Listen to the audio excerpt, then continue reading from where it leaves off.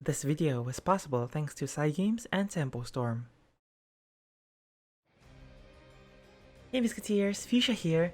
Today we have a very special card reveal for the upcoming Shadowverse expansion, Omen of Storms. The card is called Claymore Master.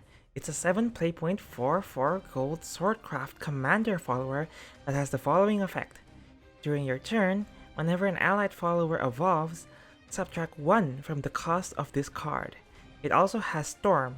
Additionally, when you evolve it, it not only gets full Evo stats, but it also has Evolve, give Rush and Ward to all allied officer followers.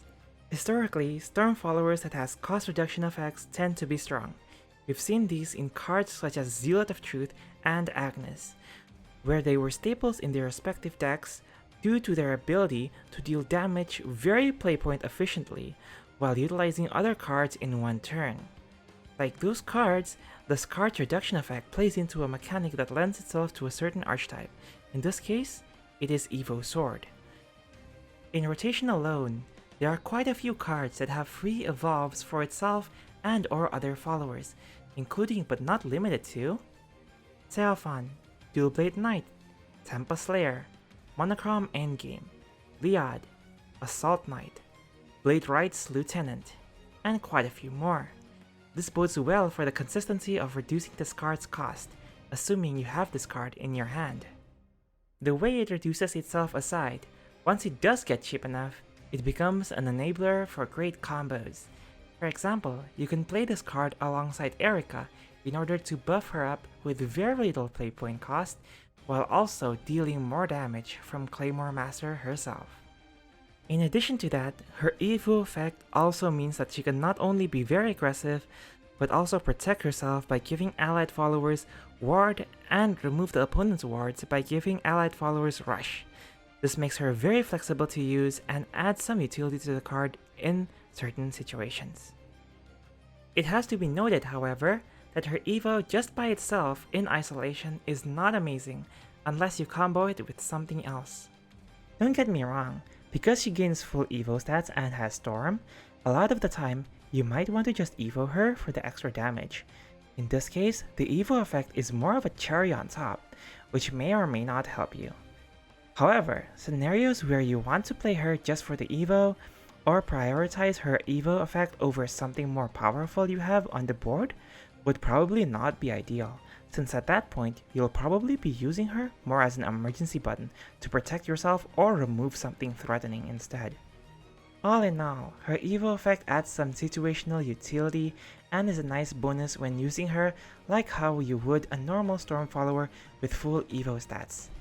We have already seen a card that's revealed that may be an example of future combos with this card and its Evo effect, the Three Musketeers. This card's enhance effect grants 4 Evos at once, reducing Claymore Master's cost significantly, as well as making a big board with varied followers.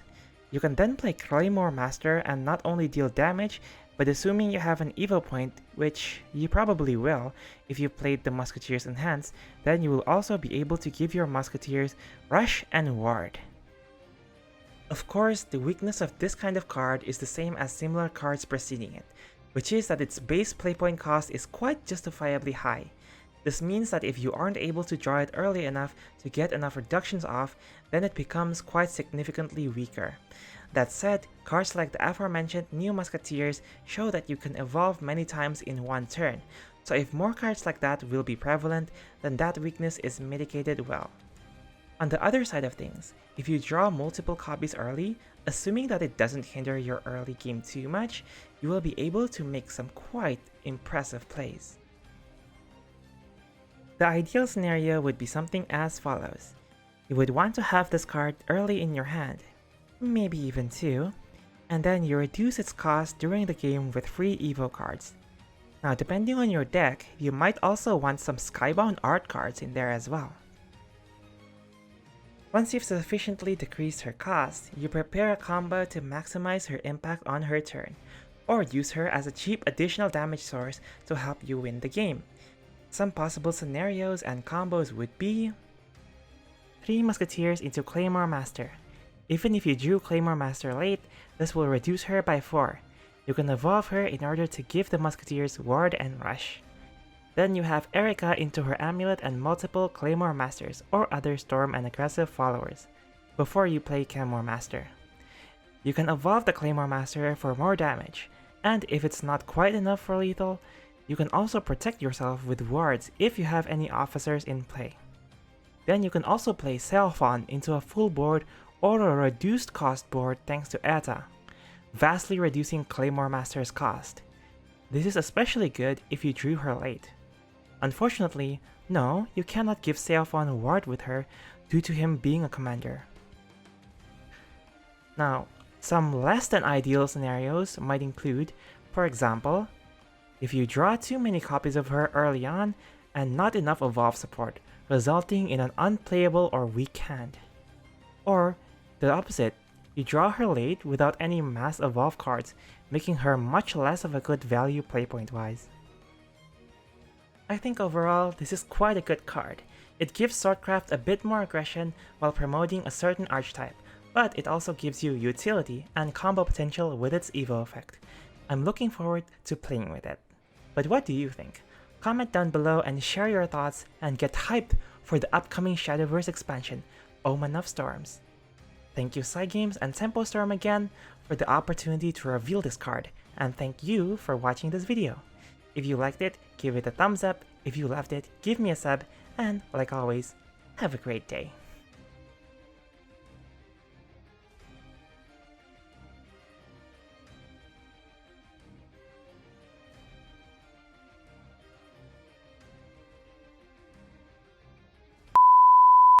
Then that weakness is in...